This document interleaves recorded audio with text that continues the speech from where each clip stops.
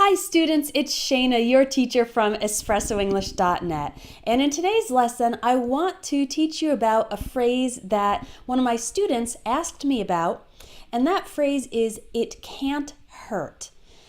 This is an interesting expression. When we're talking about "it can't hurt," we are not really referring to physical pain. Normally, when we use the word hurt, we're saying, "Oh, my arm hurts," or "my leg hurts." We're talking about physical pain, although hurt can also refer to emotional pain. But in this phrase, "it can't hurt," we're expressing something different. It can't hurt is used when your friend or whoever you're talking to is a little bit nervous or scared to do something. And then you want to show your friend that there won't be any negative consequences to doing this thing. So they just need to do it. For example, let's say you have a friend who wants to join a singing group, but in order to join this group, she needs to audition. That means she needs to do a demonstration of her singing abilities in order to see if the group will accept her or not. And she's debating on whether or not to do this audition, and you can tell her it can't hurt to try, meaning you should try because there will be no negative consequences. It can't hurt to try. A very similar phrase is, "there's no harm in trying." The word harm refers to damage, injury, bad things happening.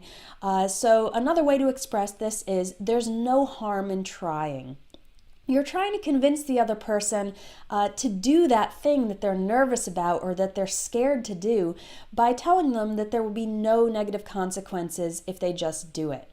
Now, "it can't hurt to try," we use the to form. It can't hurt to try. And in the other phrase, "there's no harm in trying," we use the ing form. There's no harm in trying. And we can actually put other verbs in there too. For example, if your classmate wants to ask the teacher for an extension on a project, he needs more time to finish it, but he's not sure if the teacher will say yes or no, you could tell him, "well, there's no harm in asking."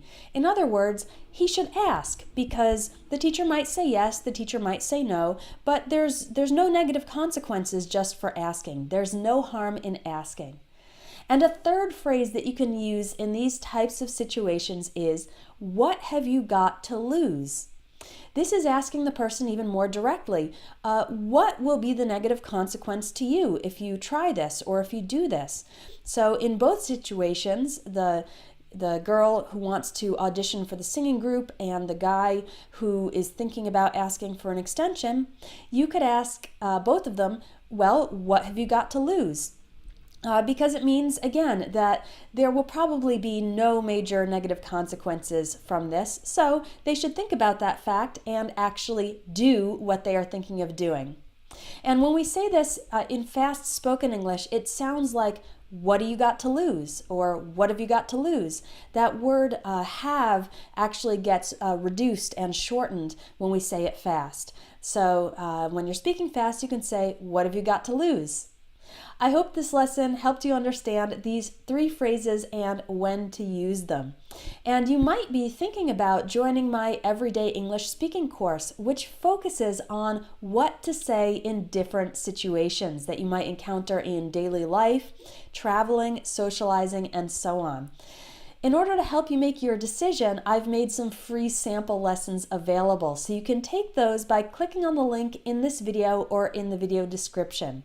There's no harm in trying. What have you got to lose? Go ahead and take the free sample lessons, and then if you like them, you can join the full Everyday English Speaking course.